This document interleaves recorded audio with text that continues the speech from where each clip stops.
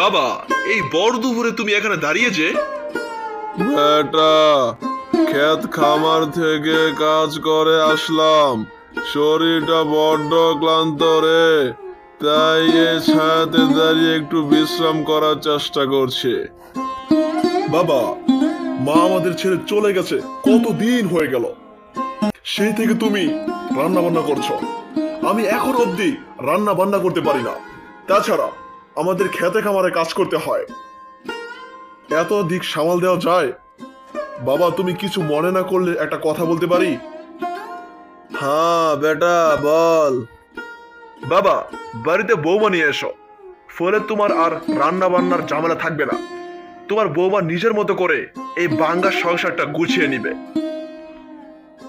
আমার যদি সাধ্য থাকতো রে বেটা, সেই কবেই তোকে বিয়ে করিয়ে দিতাম। আমার যে এখন কোনো সাধ্যই নাই। কত টাকা ঋণ হয়ে গিয়েছে। মোড়ল সাহেবের জমি চাষ করি, এবার ফসলটাও ভালো হয়নি। মোড়ল সাহেবের পয়সা এখনো পরিশোধ করতে পারিনি। দিন খুবই খারাপ যাচ্ছে রে। এদিকে তোর বয়স হয়ে গিয়েছে। আমার তো বড্ড চিন্তা হয়, কিন্তু বলতে পারি না। বাবা, তুমি একদম চিন্তা করো না, আস্তে আস্তে সব কিছু ঠিক হয়ে যাবে। চলো বাবা, মোরল মশার ক্ষেত থেকে দেখে আসি এবার কিরকম ফসলের অবস্থা।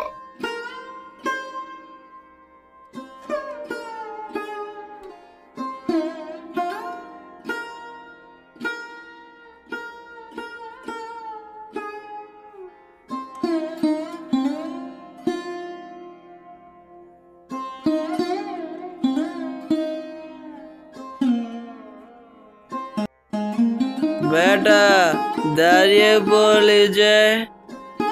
বাবা, মোরল সাহেবের ক্ষেত আর কত দূর? ক্লান্ত হয়ে পড়লাম যে। এই তো বেটা, চলে আসছি প্রায়, আর একটু পা চালাতে হবে।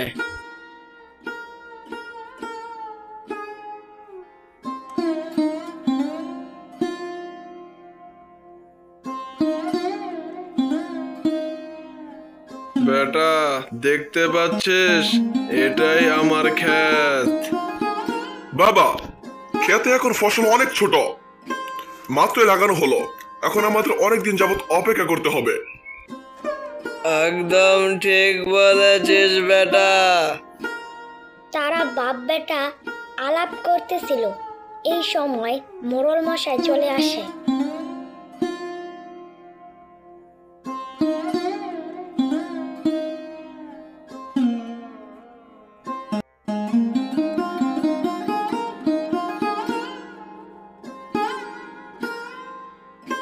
আরে মোড়ল মশাই যে, এই ভর দুপুরে এখানে যে?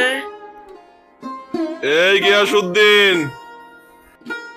যে মোড়ল মশাই, বলুন। তবে শোন, তোর সঙ্গে আমার কিছু কথা আছে, একটু সাইডে আয়। সাইডে যাবে কেন? এখানেই বলেন। আর আপনি আমার বাবাকে তুই তুই করে কেন বলেন? আপনি জানেন না আমার বাবা আপনার থেকে কত বয়সে বড়? তোর কত বড় সাহস, তুই আমার মুখে মুখে কথা বলিস? তুই জানিস আমি কে? আমি এই গ্রামের মোড়ল। মোড়ল মশাই, আপনি ওর কথায় কিছু মনে করেন না। ও এখন অনেক ছোট, অনেক কিছুই সে বুঝে না। ছোট? তোর ছেলে এখনো ছোট? হাসালি রে হাসালি, বিয়ের বয়স হয়ে গেল। মোড়ল মশাই, আপনার চোখে বড় দেখালেও আমার কাছে সে খুবই ছোট। মোড়ল মশাই, আপনি যে কথা বলতে আসছেন তা এখনই বলুন। তবে শোন গিয়াসউদ্দিন, আমার এই জমি তোকে বিনা পয়সায় চাষ করতে দিয়েছি। এখন থেকে আমি আর তোকে বিনা পয়সায় এই জমি চাষ করতে দিতে পারছি না। যদি তুই মাসে আমায় 200 টাকা করে দিস, তাহলে তোকে জমি চাষ করতে দিতে পারি। মোরল সাহেব, আপনি এ কি বলছেন? আমি তো না খেয়ে মরে যাব। এই আপনার এই জমিটা চাষ করে আমার দিন চলতো, এমন করবেন না মোরল সাহেব। আমি সিদ্ধান্ত নিয়ে ফেলেছি, আর কোনো কথা হবে না। আর তোকে জমি দিয়ে আমার কি লাভ বল? আমি এখন চলে যাচ্ছি।